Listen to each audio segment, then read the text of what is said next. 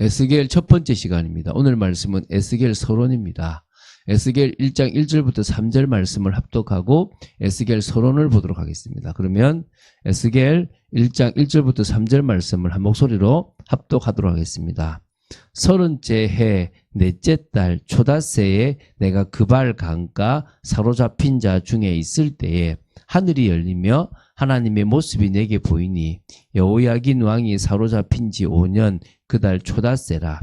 갈대아 땅 그발 강가에서 여호와의 말씀이 부시의 아들 제사장 나 에스겔에게 특별히 임하고 여호와의 권능이 내 위에 있으니라. 아멘. 오늘부터 에스겔서를 봐나갑니다. 에스겔서를 좀 핵심적으로 좀 정리하면 제목은 이 에스겔서의 중심 인물이며 또 저자 이름인 에스겔을 땄기 때문에 에스겔이라고 이름 붙입니다.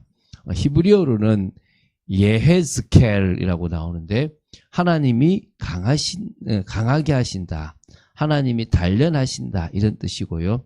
포로 생활을 통해서 거룩한 하나님의 백성으로 연단받는 이스라엘 백성들의 입장을 잘 드러내주고 있는 이름이라고 보시면 됩니다. 그래서 에스겔입니다. 그러니까 그 제목입니다. 그리고 이제 저자는 당연히 이 에스겔이 썼던 에스겔이 썼으니까 에스겔이겠죠. 제사장이면서 이스라엘의 파수꾼으로 부름을 받은 에스겔이죠, 그죠? 자, 기록연대는 에스겔이 처음으로 사역을 시작한 시기가 여호야긴 왕이 사로잡힌 지 5년 4월 5일입니다.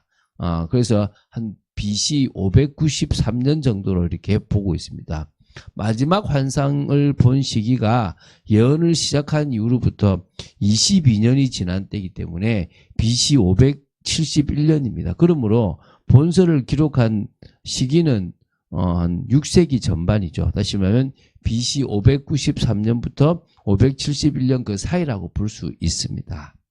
당연히 수신자는 포로 생활 초기에 바벨론에 거했던 유다 백성들이고 또 그 이후에는 우리에게도 주어지는 귀한 말씀이라고 보시면 됩니다.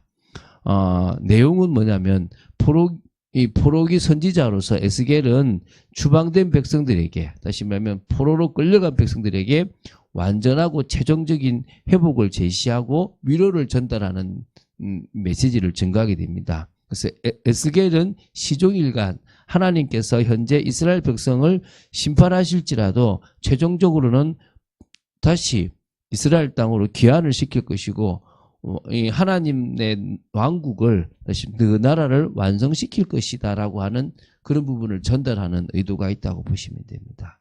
자, 그러면은 에스겔서의 좀 기본 이해를 좀 하겠는데요.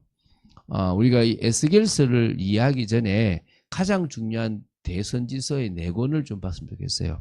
이사야, 예레미야, 에스겔, 다니엘. 사실은 이게 그 모든 예언들은 행위와 그 기본 주제가 그 당시에 그 어떤 그 시대의 배경이나 그 예언의 1차 수신자들의 상황과 필연적으로 상관관계를 가질 수 있을 수밖에 없습니다.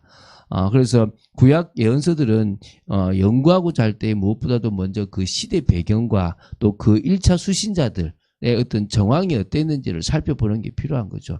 이사야는 다른 선지자보다 한 3, 4대 앞서 있었어요. 다시 말하면 남유다가 멸망하기 거의 100년 이상 전에, 다시 말하면 북이스라엘이 멸망할 때쯤에 이사야 선지자가 남유다에서 이렇게 말씀을 전가했고요. 그리고 이 예레미야 선지자하고 에스겔하고는 비슷한 시기인데 예레미야가 조금 더 앞에 멸망 전에 멸망할 거다라는 얘기를 했고요. 에스겔서는 그 뒤에 한 세대 좀 차이 난다고 보시면 되는데 그 뒤에 바로 이 멸망하고 나서 포로로 끌려가고 나서 있었던 거고요.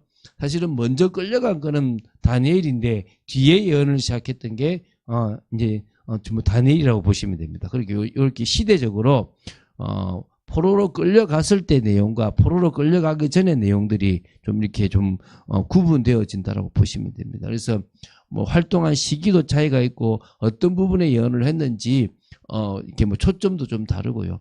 포로로 끌려갈 거다라는, 또 그렇지만 회복시킬 거다라는 게 이사야와 예레미야였다면 포로로 끌려가 있는 상태에서 하나님이 왜 이렇게 하시는지에 대한 이유를 말씀하시고 다시 회복시키실 거다라는 것과 영원한 왕국에 대한 이야기를 하고 있는 게 에스겔서와 다니엘서라고 보시면 됩니다. 사실 이게 요 네 것만 조금 이해하면 다른 예언서들은 되게 쉽게 이해가 될 수 있다고 생각하면 돼요. 그래서 우리가 이사야서를 받고 예레미야와 예레미야 에가서를 받고 이제 에스겔과 다니엘을 이제 우리가 볼 거라고 보시면 됩니다. 그래서 이게 지금 포로로 끌려간 그 시기에 이제 지금 쓰여졌다고 생각하시면 됩니다. 그럼 이제 에스겔서를 좀 보면서 얘기를 하겠습니다. 에스겔이 이 에스겔서는 에스겔이 그의 나이 30세가 되던 해에 그발 강가에서 아주 장엄한 영광의 형상으로 이렇게 현현하신 하나님을 바라봐요. 거기서부터 소명을 받습니다. 충격적이죠. 하나님은 예루살렘에 계시고 이스라엘에 계시지 이 바벨론에 계시지 않을 거라고 생각했는데 이 바벨론에도 계시는 하나님임을 확인한 겁니다. 그때 소명을 받아가지고 52세가 되던 그 22년이 지났죠. 그때까지 예언 계시를 기록한 책이라고 보시면 됩니다. 이 시기는 뭐 당연히 북이스라엘은 아수리아에서 완전히 멸망되는 게 722년이고요. 거기서부터 한 130여 년이 지난 때라고 보시면 됩니다. 남유다도 바벨론에 의해서 이제 제4차 침입으로 예루살렘이 함락되었고요. 그래서 완전히 패망하는 BC 586년 그 시기 비슷한 시기에 이제 좀 있으면 지금 뭡니까?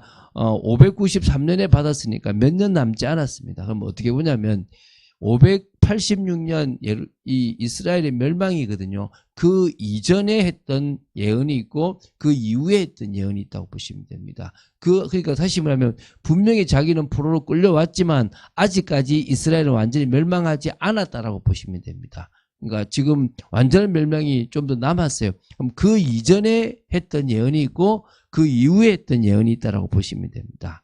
당연히 포로로 끌려갔던 부분들이 있으니까요. 거기서 이제 하는 부분이 있겠죠. 그래서 바벨론 제국은 예루살렘을 초토화시켰고요. 남유다의 역사를 완전히 종결시켜 버렸거든요. 그런데 그게 이제 4차 침입인데 그 이전에 이 남유다의 대규모 이제 공세만 BC 605년 또 602년 597년에 막 계속 했단 말입니다. 그때마다 남유다에 있는 종교 지도자, 뭐 관료, 군인, 각종 기술자, 유력 가문의 자제들 아주 이런 사람들을 포로로 끌고 와서 이 바벨론에 있던 수도에서 이제 뭡니까 이렇게 통제를 하면서 했단 말입니다. 그때 이 자기가 이제 뭡니까 이 사실은 25세의 나이에 끌려가서 5년 이상 있으면서 거기서 30세가 됐을 때 예언을 받았다라고 보시면 됩니다. 자기는 제사장 가문 부시의 아들이라고 얘기하고 있지 않습니까? 그렇죠? 그래서 이제 끌려가서 하나님께서 이스라엘을 위해서 하시고자 하는 왜 멸망하게 되었는지, 멸망 이후에는 끝이냐 그게 아니라 회복시킬 것에 대한 그 부분들을 예언하고 있다고 보시면 됩니다. 그래서 그 당시 남유다가 결국은 하나님의 심판을 받아서 멸망할 수밖에 없는 부분이 있지 않습니까? 그럼 이 땅도 결국 하나님의 심판을 받을 수밖에 없는 그런 땅이라고 보시면 됩니다. 그때 하나님은 에스겔을 통해서 이스라엘 백성들에게 정체성도 알려주시고 또 축복의 근원인 하나님에 대한 여호와에 대한 절대 신앙을 이렇게 변질되지 말고 타락하지 말고 잡아라고 이렇게 말씀하고 있거든요. 그런 부분에서 사실은 이스라엘 백성은 그 당시 변질되고 무너졌어요. 그래서 어떤 부분이냐면 여호와 하나님을 버리고 주변 강대국이나 그들 나라의 우상을 자기들의 신으로 섬기는 영적 반역을 일으켰던 그 세대들에게 이 에스겔을 통해서 말씀을 전했다고 보시면 되겠고요. 두 번째는요. 하나님의 백성으로서의 영적인 부분과 도덕적인 어떤 순결과 의무는 내팽개쳐 버리고 다만 자기 여호와의 성전이 자신들에게 있으므로 결코 유다는 멸망하지 않을 거다라고 하는 맹신주의적이고 형식주의적이고 미신주의적인 신앙 형태를 가진 사람들에게 이 메시지를 전가했다는 거예요. 그러니까 어떤 의미에서 지금도 교회는 절대 망하지 않을 거다. 그런데 코로나 때 우리가 얼마나 많은 일들을 당했습니까? 그런 부분들을 볼 때 우리는 맹신적인 신앙도 아니고 잘못된 신앙도 아니고 하나님 앞에 올바른 신앙을 가지고 나아가야 될 것입니다. 그래서 이런 내용들이 쭉 이제 우리가 이제 좀 봐나가서 586년 완전한 그 멸망 이전에 있었던 예언과 그 이후에 있었던 예언들의 차이가 어떤 건지를 명확하게 보게 될 것입니다. 이 에스겔서에는요, 인자라는 어떤 지칭이 1인칭 화법으로 많이 나타납니다. 결국 이것이 예수 그리스도를 의미하는 부분들이 있고요. 또 이제 종말론적 개념에서 중요한 의미가 있습니다. 그래서 누가복음에도 인자는 이라는 그 단어를 많이 쓰고 있고 또 다니엘서에서도 인자 같은 이가 나오거든요. 그래서 그런 부분들에 대해서도 이 에스겔서에서 강조되고 있다고 보시면 됩니다. 구조는 아까 말씀드렸지만 두 가지 면으로 좀 보면 되겠어요. 에스겔서는 연대순 기록 형식을 따르는 분류 방법을 가지고 있고요. 두 번째는요, 기본 주제별 분류 방식을 갖고 있는 부분들이 있습니다. 그건 좀 나중에 하면서 얘기를 좀 하겠고요. 일단 서론이 1장 1절부터 3장 15절까지입니다. 여호와의 영광이 나타나고 에스겔이 소명을 받는 부분이 요 3장까지라고 보시면 되고요. 그 다음에 이 전반기가 3장 16절부터 32장 32절까지인데 이게 심판 관련된 거예요. 그러니까 586년 멸망하기 이전에 남유다의 멸망과 주변의 심판을 예언했던 부분이라고 보시면 되고요. 후반기 회복 관련된 예언이 33장부터 48장까지입니다. 다 이스라엘 백성을 회복시키고 거룩한 종말론에서 정말 하나님의 왕국을 세울 것이다라는 그런 부분들까지 보여주고 있거든요. 자, 그래서 우리가 명심하십시오. 남유다가 멸망하기 100년 전에 있었던 이사야서 예언, 그리고 멸망할 시기에 있었던 예레미야의 예언, 멸망했고 멸망하고 있고 멸망할 것 그 시기에 그 포로로 끌려가서 예언을 받았던 에스겔, 또 그보다 더 빨리 갔지만은 그 다음 멸망한 이후에 받았던 다니엘, 요 네 가지의 예언서가 되게 중요하다고 보시면 될 것 같습니다. 그래서 우리는 결국은 예수 그리스도로 귀결되는 부분들을 봅니다. 그 예수 그리스도께서 우리의 모든 문제를 해결하시고 우리를 치유하시고 변화시키고 우리의 삶에 역사하실 수 있는 한계가 없는 그런 능력의 주님이심을 믿습니다. 한 주간도 그런 삶을 살아가며 응답받는 여러분 되시기를 주 예수 그리스도 이름으로 축원드립니다. 주는 그리스도시요 살아계신 하나님의 아들이심을 고백합니다. 오늘도 저희들이 에스겔서를 봐나갑니다. 아버지 하나님, 오늘부터 봐나가는데 사실 방대하고 조금 지루한 부분들도 분명히 있는 내용일 거라고 믿습니다. 아버지 하나님, 저희들이 좀 쉽게 지나갈 수 있도록 은혜를 허락하시고 이해할 수 있도록 지켜주시고 이사야, 예레미야, 에스겔, 다니엘서 이 큰 네 권의 성경을 이해하면서 성경 전체 특히 예언서를 볼 수 있는 은혜를 허락하시며 또 저희들의 삶이 참 상관없습니다라고 생각할 수 있는 부분들 속에서도 늘 주님을 먼저 바라보는 또 이 말씀을 알아가며 우리 시대에 주시려고 하는 하나님의 계획까지 발견할 수 있는 저희들 되도록 지켜 주시옵소서. 감사드립니다. 주 예수 그리스도 이름으로 기도드립니다. 아멘.